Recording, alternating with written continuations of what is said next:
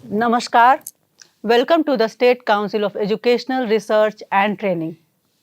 Students, today we will do the next poem of our class 12 Rainbow book part 2, that is the chapter 8. The topic or the name of the poem is Fire Him. The poet of this poem is Keki N Daruwala. हम लोग आज अगला chapter जो अगला poem है उसे करने वाले हैं, जिसका नाम है फायर हिम, जो कि KKN दारूवाला के द्वारा लिखा हुआ पोयम है। और जैसा कि हर बार हम करते हैं, पोयम को शुरू करने से पहले we know something about the poet, तो we will see the introduction part that is given in your book in the beginning of the poem. So let's start. KKN Daruwala was born in 1937 and he died on 26 September 2024. यहाँ मैं एक चीज़ mention करना चाहती हूँ, आपके book में सिर्फ उनका डेट ऑफ बर्थ दिया हुआ है, क्योंकि जब ये बुक प्रिंट हुआ था तो वो जीवित थे, लेकिन उनकी डेथ इसी साल 2024 में ही 2024 में हुई है, सितंबर में प्रोलॉन्ग्ड इलनेस के कारण उनकी डेथ हो गई। तो ये मैंने यहाँ मेंशन कर दिया है आपकी जानकारी के लिए। तो इनका डेट ऑफ बर्थ और डेट ऑफ डेथ ये है। And he was a recipient of साहित्य अकेडमी अवार्ड, जो इनको साहित्य अकेडमी अवार्ड मिला था 1984 में, and the Commonwealth poetry award भी उन्हें मिला था। तो ये दो अवार्ड्स जो हैं, फेमस अवार्ड्स उनको मिले थे। एंड इज अ लैंडस्केप, ही मतलब KKN Daruwalla is a landscape poet of eminence and a well known writer of short stories. ये एक लैंडस्केप पोएट है। लैंडस्केप पोएट क्या होता है? लैंडस्केप का मतलब, हम लोग वर्ड का मतलब समझेंगे कि वो वर्ड, लैंडस्केप का मतलब है कि अगर एक खुले मैदान में आप खड़े होके एक छोर से मैदान के और देख रहे हैं, तो आपको वहाँ जो भी दिख रहा है वो पूरा लैंडस्केप है। मतलब मैदान ऐसा दिखता है ना कभी हमें कि मैदान है या फिर सतह है और फिर आसमान, दोनों एक जगह कहीं ऐसा हो रहा है कि मिल जा रहे हैं, वहाँ तक में हमें जो जो दिखता है वो पूरा लैंडस्केप में आता है। तो कहने का मतलब कि ये किस तरह के पोएट्रीज लिखा करते थे, ये नेचर पे, वही मतलब प्रकृति पे ज़्यादा बेस्ड होता था। इनका जो नेचर है उस पे ये उस तरह के पोएट थे, और बहुत ही अपने फील्ड में बहुत ही फेमस, बहुत ही प्रतिष्ठित ये पोएट थे ये। नेक्स्ट लाइन हम लोग देखते हैं। And is a landscape poet of eminence and a well known writer of short stories, और ये शॉर्ट स्टोरीज भी लिखा करते थे। His poetry in his words a totally impressionistic recording of subjective responses. अब वो पोएट वो खुद अपने पोएट्रीज के बारे में कहते थे कि मेरे पोएट्रीज जो होते हैं वो बिल्कुल ही प्रभावशाली होते हैं और सब्जेक्टिव रेस्पॉन्सेज पे होते हैं, कोई बनावटी नहीं होते हैं। इंडिविजुअल व्यक्ति विशेष अगर किसी के बारे में लिख रहे हैं तो वो उसका क्या रिस्पॉन्स है, उसकी क्या उसका किस तरह का वो बिहेवियर होगा, किस तरह का वो रिस्पॉन्ड करेगा किसी स्टिमुलस पे, या कैसे उसका आचरण होगा, ये चीज़ उनके पोएट्रीज में झलकता था और बिल्कुल प्रभावशाली तरीके से वो लिखते थे। He claims his poems to be rooted in the rural landscape and hence earthy. वो अपने पोएम्स को क्लेम करते हैं, अपना खुद के पोएम के बारे में कहते हैं कि उनका पोएम जो है वो गांव के वातावरण को दर्शाता है। गांव के माहौल में जो एक नज़र में, जैसा मैंने कहा, लैंडस्केप है कि जो प्रकृति दिखती है, गांव में जैसा नज़ारा दिखता है वो उनके पोएम्स में झलकता था और पूरा डाउन टू अर्थ होता था। मतलब हमारी अर्दी मतलब मिट्टी से जुड़ा हुआ, तो मिट्टी से जुड़ा हुआ यानी कि सब कुछ रियल, कुछ बनावटी नहीं होता था। वो बिल्कुल बनावट से, मिलावट से वो दूर रहना चाहते थे, और जो यथार्थ होता है जीवन का, जो रियलिटी होता है, उसको वो आधार मान के अपने पोएम को लिखते थे।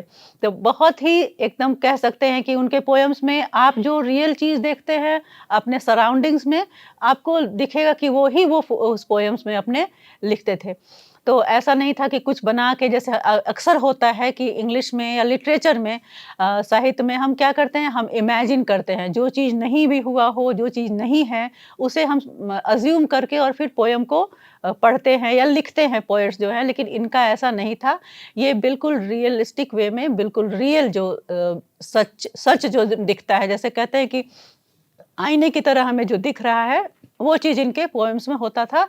ये अर्दी होता था, अर्दी यानी कि ज़मीन से संबंधित, ज़मीन से रिलेटेड, डाउन टू अर्थ और बिल्कुल ही सच्चा। ही शन्स सोफिस्टिकेशन, शन करना माने अवॉइड करना, तो वो सोफिस्टिकेशन क्या होता है, मिलावट होता है। तो यहाँ इनके पोएम लाइंस में ही लिखा हुआ है, इनके बारे में जो इंट्रोडक्शन है उसी में, कि ही शन्स सोफिस्टिकेशन, उन्हें सोफिस्टिकेशन यानी मिलावट बनावट, जैसे हम कहते हैं ना कि आजकल जैसे डिजिटल कैमरा है, उसका वो सोफिस्टिकेशन उसका बढ़ता जा रहा है, प्रतिदिन दिन प्रतिदिन उसमें नया नया नया नया कुछ ऐड होते जा रहा है। या फिर सोफिस्टिकेशन मतलब होता है अपने समाज में जो लोग जिस तरह का, किस तरह से लोग को व्यवहार करना चाहिए, लोगों से के साथ किस तरह से बिहेव करना चाहिए, तो वो बिल्कुल ही रिफाइंड लगे। या फिर उस, तो कहने का क्या है एक सिंपल वर्ड में, कि जो अपना है नहीं, जो जिस तरह से लोग हमें लोग कर रहे हैं उस तरह का बिहेवियर आचरण करे, तो वो कहलाता है कि वो सोफिस्टिकेटेड पर्सन है। तो यहाँ क्या हुआ, एक तरह से मिलावट हो गया, बनावट हो गया। तो इन्हें अपने पोएम्स में, जैसा मैंने कहा कि सोफिस्टिकेशन पसंद नहीं था, बिल्कुल रियलिटी लिखते थे और सच लिखते थे, और कोई इमेजिनेशन, कोई ऐसा कुछ नहीं कि सपनों की दुनिया में चले गए या फिर कुछ नहीं, जो यथार्थ है, जो रियल है, डाउन टू अर्थ है, रिलेटेड विथ अर्थ है। He wrote those kind of poems and he believed to be away from these sophistication. तो he shuns sophistication as he thinks that it, while adding gloss, take away the power of words. वो मानते थे कि जब हम sophistication को अगर शामिल करें अपने पोएम्स में, यानी मिलावट या बनावट को शामिल करें, तो वो जो है हमारे छंद का, हमारे पोएट्री का, कविता का जो ग्लॉस है, ग्लॉस यानी चमक, यानी जो रियलिटी है, यहाँ चमक से वो चमक थोड़ी रहा है, तो यहाँ पे क्या है, वो रियलिटी से मतलब है। तो उनका कहना था कि जब हम सोफिस्टिकेशन या मिलावट या फिर उस तरह का कुछ हम लोग इस्तेमाल करते हैं अपने पोएम में, तो हम अपने जो रियलिटी है, जो रियल भाव है, जो इमोशंस है, उसे हम बिल्कुल सही तरीके से नहीं उतार सकते हैं अपने लाइंस में, और वो हम उससे दूर हो जाते हैं। तो जो पावर ऑफ वर्ड्स है, जो कविता का एक कविता की एक हम कह सकते हैं पावर है, हमारे मन में जो होता है, अगर हम कविताओं में लिख दें, तो हम कुछ ही शब्दों में उसे अपने पूरे दिल की बात वहाँ प्रकट कर सकते हैं कुछ पन्नों पर। ये पावर होता है, ये शक्ति होता है छंदों की, ये शक्ति होती है कविताओं की। तो ये मानते थे कि अगर हम बनावट में चले जाएँ, मिलावट में चले जाएँ, इमेजिनरी में, इमेजिनेशन में चले जाएँ, तो हम इन सब से दूर हो जाएँगे। इसीलिए वो बिल्कुल रियलिटी पे बिलीव करते थे, बिल्कुल ही शन्ड सोफिस्टिकेशन। नेक्स्ट लाइन हम देखते हैं। The themes of his poetry are love, death, domination, cynicism, plight of human society and violence। वो कह रहे हैं कि उनके बारे में कहा जा रहा है कि उनका पोएट्री का थीम क्या था, प्रेम था, मतलब लव था, फिर डेथ था, मृत्यु, फिर डोमिनेशन, डोमिनेशन का है मतलब कि जैसे हावी होना, हमेशा हावी रहना, ऊपर किसी चीज़ पे अधिपत्य, अधिकार जमा के रखना, डोमिनेशन समझ ही सकते हैं। सिनिसिज्म क्या था, उनके पोएम्स में हमें देखने को मिलता है, कुटिलता भी कहीं कहीं है, और plight of human society, human मानव जीवन जो है, हमारा समाज है, उसकी दुर्दशा, प्लाइट कंडीशन, दुर्दशा जो है एक तरह से, और क्या, वायलेंस, वायलेंस मतलब हिंसा, हिंसा का भी हमें, हिंसा की भी झलक हमें देखने को मिलती है। तो उनके पोएम्स में मेनली क्यों कहा जा रहा है कि वो मतलब अर्दी होता था, क्योंकि हमारे समाज में ये सब दिख रहा है, प्रेम, स्नेह, प्रेम, ये सब तो होता ही था। मृत्यु के बारे में लिखते थे, डोमिनेशन, कैसे लोग आजकल अधिकार जमा ले रहे हैं, हक जमा ले रहे हैं, फिर कुटिलता जो समाज में आजकल प्रायः देखने को मिल जाती है हमें। तो इन सब चीज़ों से भरा पड़ा था उनका पोएम, उनके पोएम्स में होते हैं ये सब, हमें देखने को मिलता है। मानव की जो दुर्दशा है वो भी, और हिंसा भी, हिंसा क्यों, ये इसके बारे में आगे के लाइन्स में हमें पता चलेगा। पढ़ते हैं। ही rights with intensity and vigour involved in poetic creation, और वो बिल्कुल ही इंटेंसिटी से, तीव्रता से अपना पूरा जोश ताकत लगा के ऐसा लगता है कि वो लिखते हैं, अपनी भावनाओं को उड़ेलते हैं, अपनी कविताओं को के द्वारा, अपनी रचनाओं के द्वारा लगता है कि वो बिल्कुल इंटेंस वे में अपने एकदम विगरसली अपने फीलिंग्स और इमोशंस को अपने पोएटिक क्रिएशन में लाके और पन्नों पे रख देते हैं। Since he had been in police service, वो इसके पहले पुलिस सर्विस में थे, पुलिस में थे, तो वायलेंस क्यों था? अब देखिए यहाँ लिखा हुआ है, violence is unavoidable in his poetry. चूंकि वो पुलिस सर्विस में थे इसके पहले, इसलिए उनके पुलिस का काम तो है, कभी एनकाउंटर हो गया, कभी कुछ है, कभी कहीं इस तरह का, तो वायलेंस तो उनके जीवन में एक मतलब अनअवॉइडेबल वो है, फेज है ही पुलिस के। और वही कारण था कि इनके जो पोएम्स थे, क्योंकि वो उस तरह का काम कर चुके थे, झेल चुके थे, तो उनके पोएम्स में हमें देखने को मिलता है कि वायलेंस का जिक्र या वायलेंस का सीन या हिंसा जो भी है वो प्रकट हो ही जाता है। आगे देखते हैं। Since he had been in police service, violence is unavoidable in his poetry. His important volumes of verse include Under Orion, जो कि 1970 में लिखा हुआ था। इनके कुछ वर्क्स हैं, इनके कुछ काम हैं जो बहुत फेमस थे, इनके नाम से फेमस है। एपरेशन इन अप्रैल 1971 में लिखा गया था, एंड क्रॉसिंग ऑफ रिवर्स जो कि 1976 में लिखा गया था। तो ये उनके कुछ वर्क्स हैं जो फेमस वर्क्स हैं जो हमने देखा और इनके बारे में हमने देखा। और he died at the age of 87, अभी इसी वर्ष इनकी मृत्यु हुई है सितंबर में। और ये था इनका छोटा सा परिचय। और हम लोग अब शुरू करेंगे पोएम को। उसके पहले हम कुछ हार्ड वर्ड्स देखेंगे पोएम का, और फिर हम लोग देखेंगे पोएम के बारे में। लेकिन पोएम को हम लोग जब शुरू करते हैं उसके पहले मैं कुछ बता दूं, ये पोएम जो है वो 19 लाइन्स का है, जो 3 स्टैंजाज में डिवाइडेड है। ये पूरा पोएम हम देखेंगे तो 3 स्टैंजा में है, जो 19 लाइन्स में, और ये फ्री रिदम और वर्स में है। इसका कोई राइमिंग सिलेबल नहीं है, जैसा हर पोएम में मैं बता देती हूँ आपको कि इसका राइमिंग सिलेबल क्या है। तो ये बिल्कुल फ्री रिदम और वर्स में है। इसके लिए और थीम क्या है इसका? डेथ है थीम इसका, मृत्यु, जो कि हर इंसान के भाग्य में है ही। कोई इंसान ऐसा नहीं है जो आया है वो जाएगा नहीं, सभी को जाना है। और एक चीज़ इम्पॉर्टेंट है कि फायर का क्या रोल है हमारे लाइफ में आफ्टर डेथ। हमारे मतलब एक ह्यूमन बॉडी को जब क्रीमेट होता है, क्रीमेशन यानी उसके दाह संस्कार, तो जब दाह संस्कार होता है तो फायर का क्या रोल है, ये भी एक इसका मेन थीम यही है, जिक्र यही है। और इसका पोएम का नाम भी है फायर हिम। फायर का मतलब आग हम समझते ही हैं, और हिम का मतलब होता है भजन, HYMN। हिम का मतलब भजन होता है, लेकिन यहाँ पे है सॉन्ग ऑफ फायर। फायर के नाम से ये पोएम है, गीत है। तो चलिए अब हम लोग देखेंगे जो हार्ड वर्ड्स है उसको।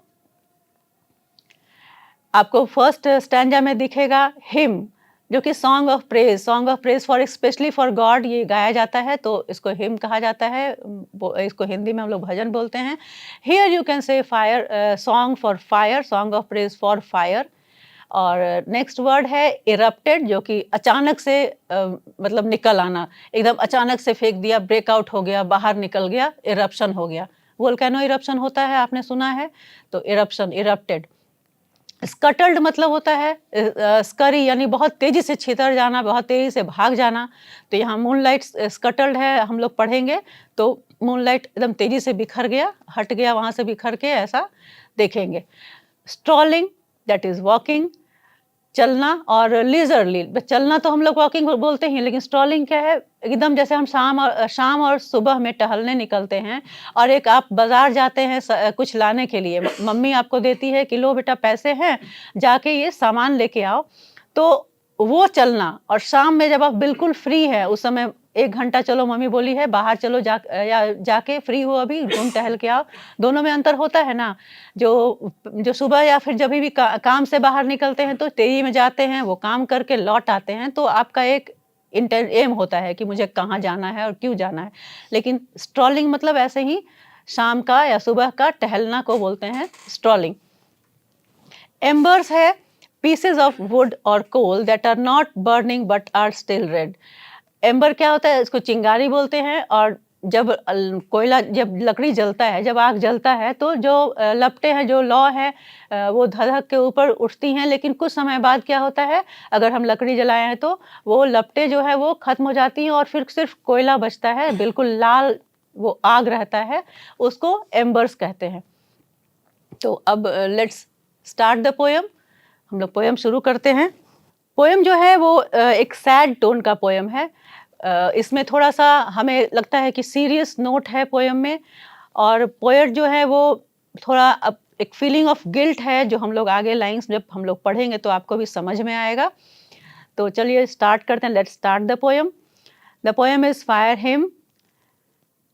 The burning heart erupted phosphorescence, and wandering ghost lights frightened passers-by as moonlight scuttled among the bones. यहाँ पे आप देख सकते हैं कि जो एक फुल सेंटेंस कंप्लीट हो रहा है, वहाँ मैं रुक रही हूँ। तो पहला सेंटेंस ये 3 लाइन में खत्म हो रहा है।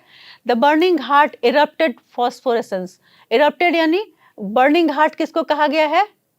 शमशान को कहा गया है। घाट आप समझ ही रहे होंगे, घाट तो नदी के किनारे जब कुछ ऐसे किनारा बना होता है, सीमेंटेड होता है, या ऐसे भी अगर घाट्स बने हुए हैं, सीढ़ियाँ बनी हुई हैं, तो वो घाट आप समझ रहे हैं। हम लोग ऐसे भी लोग जाते हैं नदी में कभी नहाने, या छठ में आपने घाट देखा होगा, लेकिन बर्निंग घाट यहाँ डिफरेंट है। बर्निंग घाट जलता हुआ घाट। तो घाट जलता हुआ कैसे होगा? तो डेड बॉडीज जहाँ जलाए जाते हैं वहाँ क्या नज़ारा होता है? इधर उधर चारों तरफ, मतलब दूर दूर तक जल ही रहा है डेड बॉडी। कोई कहीं उधर डेड बॉडी जल रहा है, कुछ है कि बहुत काफ़ी देर से जला हुआ है तो अब सिर्फ वहाँ आग बचे हैं, कुछ है कि अभी तुरंत जलना शुरू हुआ है, कुछ बीच में है, अभी वो मध्य में है, मतलब कुछ देर जल चुका है, कुछ देर और जलने वाला, इस तरह का सीन होता है पूरा। तो लगता है ऐसा जैसे जल रहा है घाट, पूरा घाट में ही आग लगा हुआ है। बर्निंग घाट है वो। आप अपने यहाँ, हमारे यहाँ हम लोग बनारस में देख सकते हैं, एक ऐसा घाट है जो हमेशा, जहाँ पे कभी भी बुझता ही नहीं है वो आग। तो बर्निंग घाट, उस तरह के घाट को बोलते हैं। तो यहाँ है the burning Ghat erupted phosphorescence. Phosphorescence क्या है? जैसे आग जलता है तो अचानक क्या होता है, चिंगारी उसमें से निकलता है, और मैंने जहाँ तहाँ से कभी कभी कुछ चमक जैसा निकलता है, प्रकाश जैसा निकलता है। कभी लग रहा है आग जल रहा है तो फट से प्रकाश निकल रहा है, कभी कहीं दूर से प्रकाश निकल रहा है। ऐसे प्रकाश जो भी जल रहा है वहाँ से बीच बीच से फॉस्फोरेसेंस, जलता हुआ निकलता हुआ प्रकाश दिखता है हमें। तो वो पोएट कह रहे हैं कि the burning heart erupted phosphorescence and wandering ghost lights frightened passerby। और wandering ghost light मतलब कभी कहीं से प्रकाश निकल रहा है, कभी इधर से लग रहा है कि प्रकाश जैसे चमक रहा है, और पता ही नहीं चल रहा है कि कहाँ से वो चमक निकल रहा है, कहाँ से प्रकाश निकल रहा है, क्योंकि इतने सारे जल रहे थे, इतने सारे जगहों पे जल रहे थे जो डेड बॉडीज थे। तो कभी उधर से प्रकाश निकल रहा है, कभी इधर से प्रकाश निकल रहा है। और इससे क्या हो रहा था ना, जो लोग जा रहे थे, जो लोग पासर बाई थे, जो वहाँ से क्रॉस कर रहे हैं, वो डर जा रहे थे कि एक तो शमशान है, डेड बॉडीज यहाँ है। वैसे भी लोग आम तौर पे लोग वहाँ जाने से डरते हैं, और अगर क्रॉस कर रहे हैं तब अचानक से कहीं कुछ चमक रहा है, कभी उधर चमक रहा है, कभी इधर चमक रहा है। और चमक क्यों रहा था? क्योंकि डेड बॉडीज लगातार जल रहे हैं, कभी हर जगह चारों तरफ वही सीन था। तो ये प्रकाश कभी कहीं से दिख रहा है, कभी कहीं से ज़्यादा दिख रहा है। होता है ना, आग जलता है तो कभी लौ तेजी से निकलता है, फ्लेम्स जो है वो sometimes the flames from the other part is high, and from sometimes from this side the high flames are rising. तो ये चमक रहा है, तो लोग को क्या लग रहा है कि भूत हैं, भूत प्रेत। वैसे भी लोग इस तरह के जगहों से थोड़ा डरते हैं, तो सोच रहे हैं कि वो घोस्ट लाइट है, भूत अपना प्रकाश चमका दे रहा है। और जो पासर बाई थे, जो राहगीर थे, वो थोड़ा डर जा रहे थे और तेजी से भागने लग रहे थे।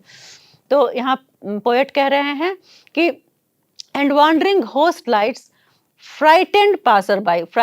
जो पासर बाई थे उनको वो डरा दे रहे थे। as moonlight scuttled among the bones।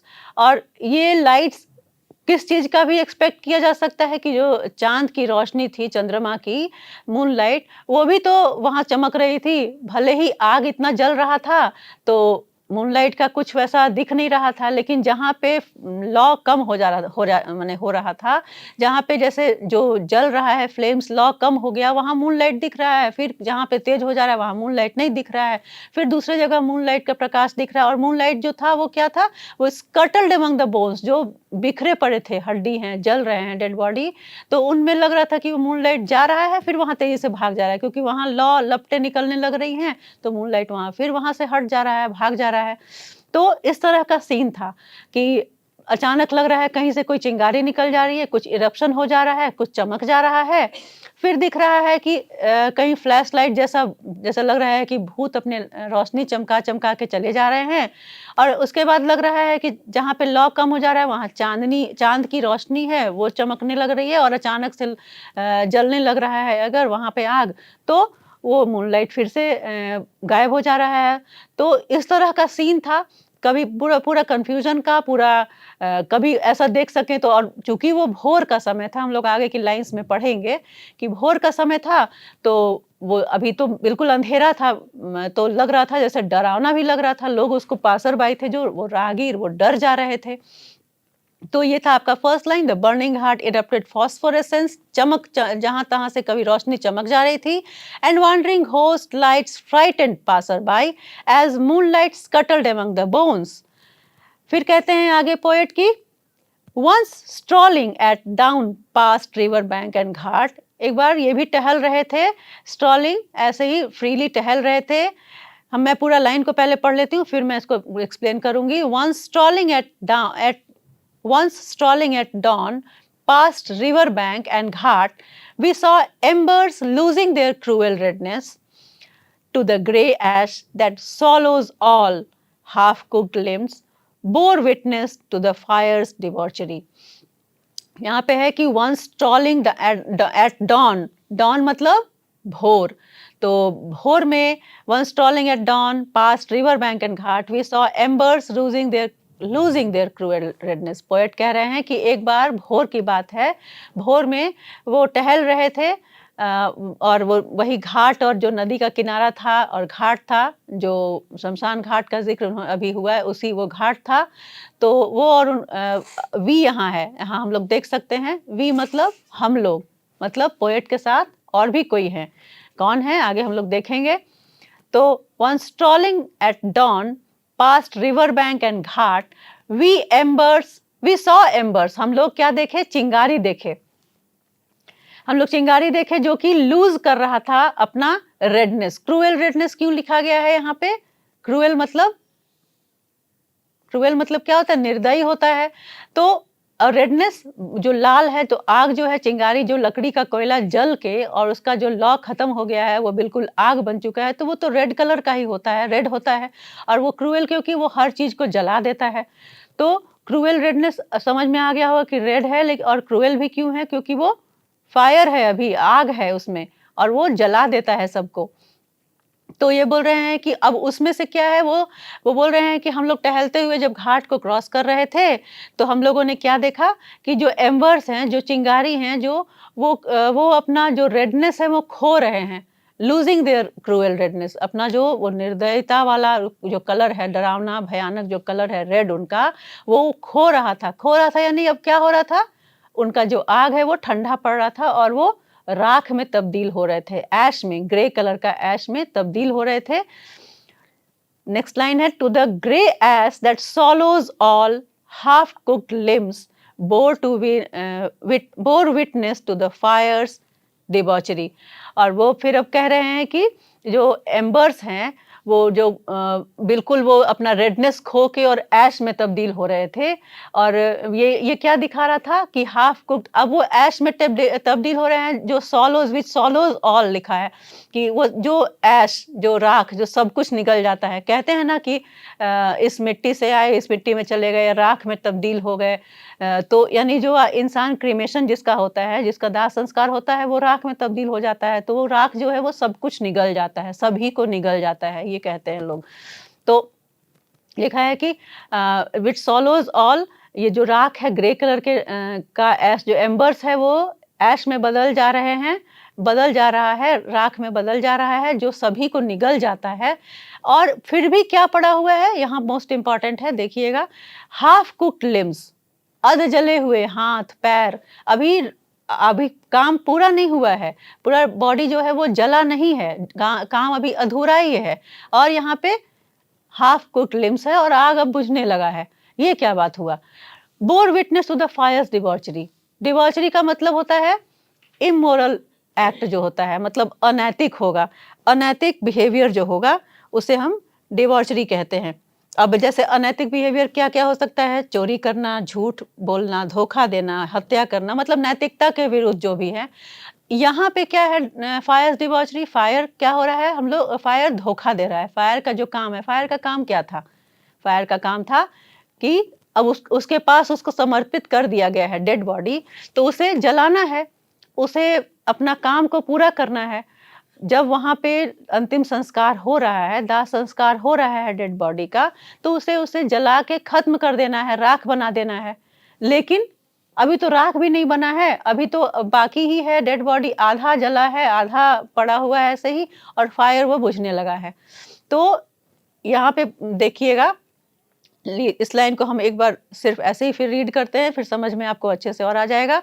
Once strolling at down past river bank and ghat, river bank और घाट से मैं जब गुजर रहा था, we saw embers losing their cruel redness. जो एम्बर्स हैं, जो चिंगारी हैं, जिससे इतना आग है, जिससे लोगों को भय होता है, और खासकर शमशान घाट के आग से तो सभी को डर लगता है। तो वो आग को मैं क्या देख रहा हूँ कि वो अपना रेडनेस खो रहा है, और वो राख में तब्दील हो रहा है, राख बन रहा है वो।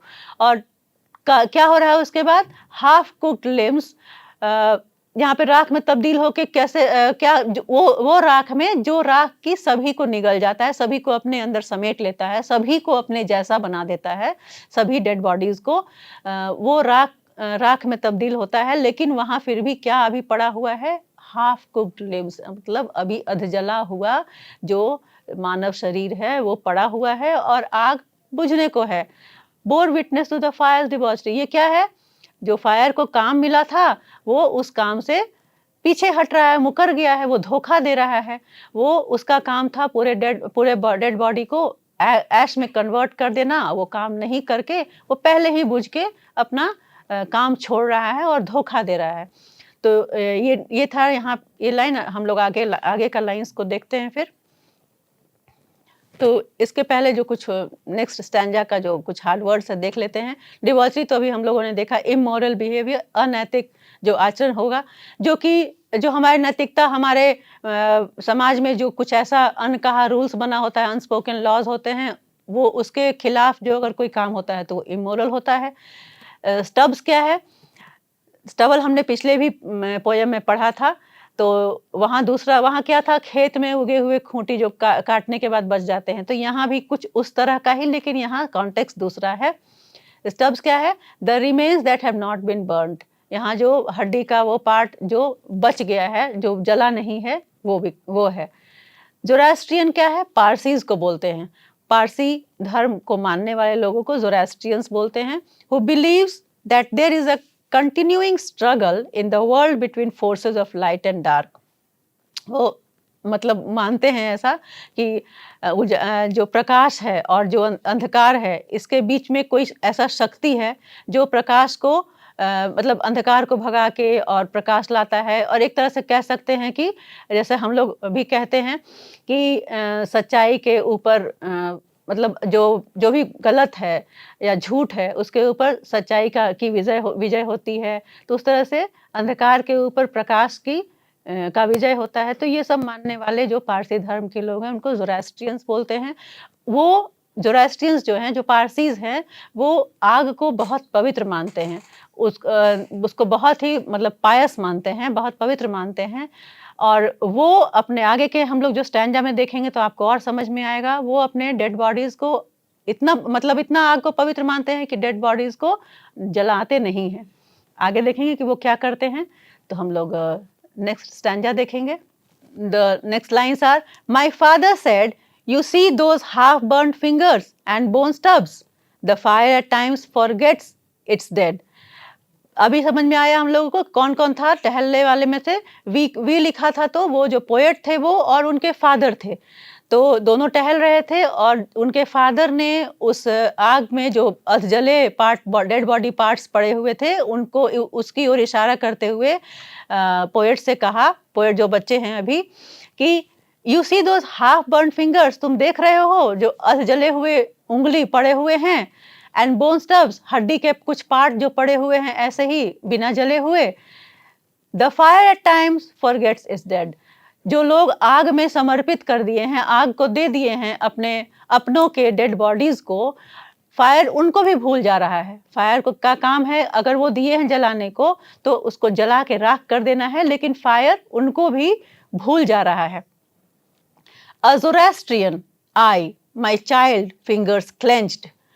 क्लेंच्ड का यहाँ पे ये आप देख सकते हैं, जैसे मैंने जैसे मुट्ठी को बांधा है उस तरह से अजोरास्ट्रियन पोएट कह रहे हैं कि अजोरास्ट्रियन आई और as a child my fingers clenched. आप देखिएगा मेरी मुट्ठी को कैसे भींचने, मुट्ठी को भींचना कहते हैं क्लेंचिंग। तो इस तरह से क्लेंच कर लिए वो बहुत जोर से, into a little knot of pain, बिल्कुल जैसे आप देख सकते हैं बिल्कुल जोर से मुट्ठी को भींच देना, मुट्ठी कस के बांध लेना। तो ऐसा हम लोग कब करते हैं? जनरली हम लोग करते हैं जब हमें बहुत गुस्सा आता है या बहुत एग्रेसिव हम हो जाते हैं और हमें वो कोई रिएक्शन दिखाना नहीं है, तो उस वक्त क्या होता है, मुट्ठी जोर से बंध जाती है, उसको कहते हैं मुट्ठी भींचना, क्लेंच्ड। तो पोएट को भी यहाँ जब उनके पिताजी ने कहा कि आग अपनों को भी भूल जाता है कभी कभी, fire times forgets its dead, तो ये चूंकि एक पारसी थे, कह रहे हैं कि यहाँ पे पारसी वर्ड क्यों ऐड किया गया, क्यों शो किया गया है, क्योंकि वो लोग आग को बहुत पवित्र मानते हैं, बहुत ज़्यादा उनके धर्म में आग की पूजा की जाती है। तो मैं एक बच्चा था, मुझे बहुत गुस्सा आया कि आग का शिकायत कैसे कर रहे हैं, फायर का शिकायत कर रहे हैं फादर, और जोर से उनकी मुट्ठी भींच गई into a little knot of pain, एक छोटा सा, मतलब जैसे लग रहा है कि गांठ बंध गया और दर्द हो रहा था, इतने जोर से वो मुट्ठी कस के मुट्ठी बांधे हुए थे। I saw to save fire from the sin of forgetfulness, और तब मैंने कसम खाया कि मैं फायर को इस जो फॉरगेटफुलनेस है, जो मतलब भूलने का जो ये गलती इसने किया है, फायर ने किया है, मैं उसे इस चीज़ से, इस पाप से, फॉरगेटफुलनेस से मैं उसे दूर करूँगा। तो ये पोएट लास्ट लाइन में क्या कह रहे हैं, I swore to save the fire from the sin of forgetfulness. मैंने उसी समय कसम खाया कि मैं आग को इस पाप से, जो भूलने का पाप इसने किया है, उसने क्या भूलने का पाप किया था? डेड बॉडीज को अधजला छोड़ना, वो उसका भूलने का वो एक तरह से पाप था। आग को वो नहीं करना चाहिए था, आग को मिला था अगर वो डेड बॉडी जलाने के लिए, तो उसे अपना काम पूरा करना चाहिए था। तो ये उसकी गलती थी, और इस भूलने का जो उसने पाप किया था, ये कह रहे हैं कि मैंने कसम खाया कि आग को मैं उस सिन से, उस पाप से दोबारा मैं बचाऊंगा, ऐसा मौका मैं उसे नहीं दूंगा। मैं चाहूंगा कि आग अपना काम बखूबी पूरा करे। जब भी अगले बार ऐसा हो तो आग अधजला न छोड़े अपने डेड बॉडी को। तो ये अभी हम लोग ने 2 स्टैंजा किया, और आशा करती हूँ कि आपको ये समझ में आया होगा। जब आपने खुद पढ़ा होगा तो थोड़ा सा ये पोएम लगता है कि कुछ इसका इनर मीनिंग है, कुछ बच्चे इसे समझ नहीं पाते हैं अकेले, लेकिन आई होप कि today you must have understood this lines.